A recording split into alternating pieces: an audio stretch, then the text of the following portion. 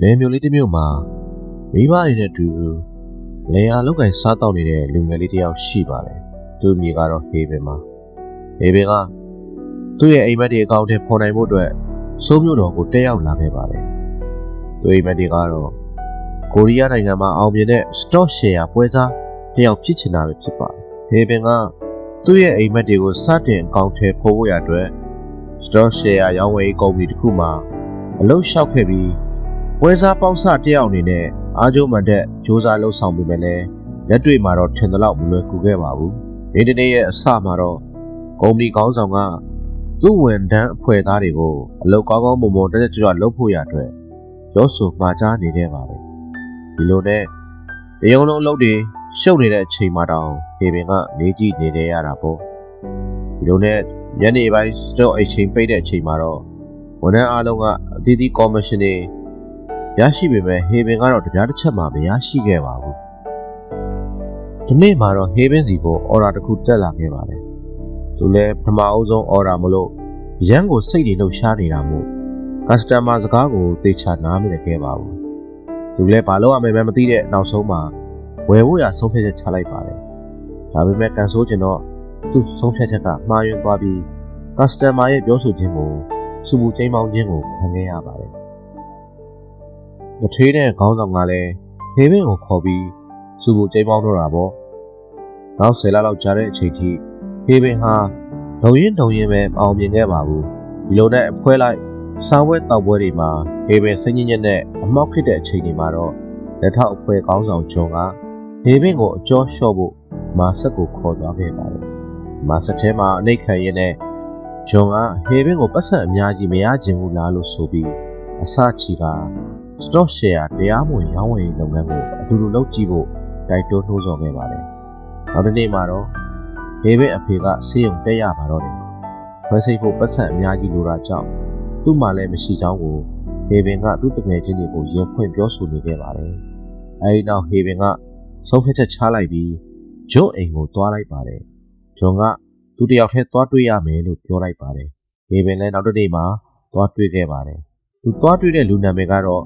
တစ်ကတ်လို့ခေါ်ပါတယ်။တရားမဝင်ရောင်းဝယ်ရေးတွေမှာအဓိကဂျားကန်လူအဖြစ်နဲ့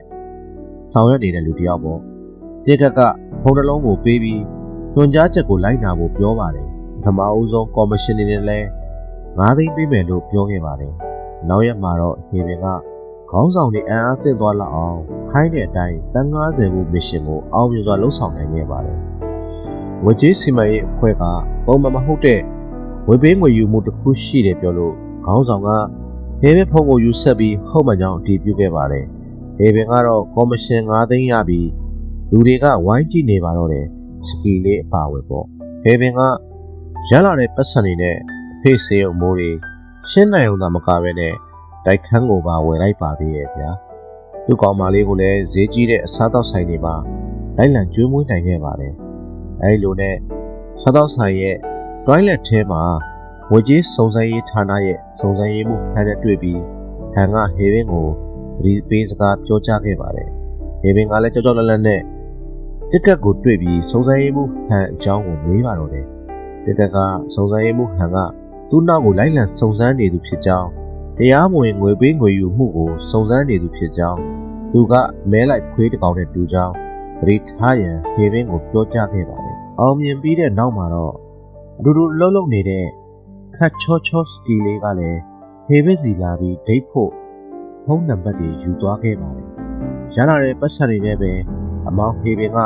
ဘားတွေမှာသွားပြီးတောက်စားပျော်ရွှင်နေခဲ့ပါတယ်။ညနေမှာတော့စုံစမ်းရေးမှုဟန်ရောက်ရှိလာပြီးတစ်ကတ်ဆိုတာဘာလို့လဲလို့အဲအောက်မေးပါတော့တယ်။တစ်ကတ်ကလည်း Now Mission အတွက်နိုင်ငံခြားသွားဖို့ပြောတော့မောင်မကြီးသားဟေဘင်ကမော်ဒိုမှာသူ့လို stock share တရားမဝင်လုပ်တဲ့ဒေးဗစ်နဲ့အတူအချိန်ကြီးပုံခဲ့ပါတော့တယ်။ဟေဘင်ရုံးကိုပြန်ရောက်တဲ့အချိန်မှာတော့စုံစမ်းရေးဌာနကဝင်စီပြီးသူ့ကိုစုံစမ်းစစ်ဆေးပါတော့တယ်။သူကလည်းပြစ်မရှိကြောင်းခုခံပြောဆိုခဲ့ပါတယ်။အဲဒီနောက် online media ပေါ်မှာတော့ stock share ရုံးအတွင်းမှာသတင်းတွေနဲ့ကောင်မလေးတွေနဲ့တွဲနေတဲ့သတင်းတွေလူပြောင်တက်နေခဲ့ပါတော့တယ်။ဟေဘင်ကောင်မလေးကလည်းရုံးကိုလိုက်လာပြီးဟေဘင်ကိုသွားတွေ့ပြီးဘာလုပ်တာလဲဘလို့လုပ်တာလဲဆိုပြီးပွဲကျန်းသွားပါတော့တယ်။ဒါပေမဲ့ဟေဘင်ကတော့ ဆက်လက်အောင်မြင်နေစေဖြစ်ပါတယ်။ဒီရက်မှာတော့စုံတော်တယောက်ရောက်ရှိလာပြီးဟေဘင်အယောင်းဝယ်လုပ်ခဲ့တဲ့ကိုယ်စလဲတယောက်တေချောင်းကြံတဲ့ဖြစ်စဉ်ကိုမေးပါတယ်။ဟေဘင်ကဂိုးလို့ခေါ်တဲ့သူ့ဆရာချွန်တငယ်ချင်းကိုရုံးခန်းမှာသွားတွေ့ပေမဲ့မရှိလို့ပြန်ထွက်လာတဲ့အချိန်မှာတော့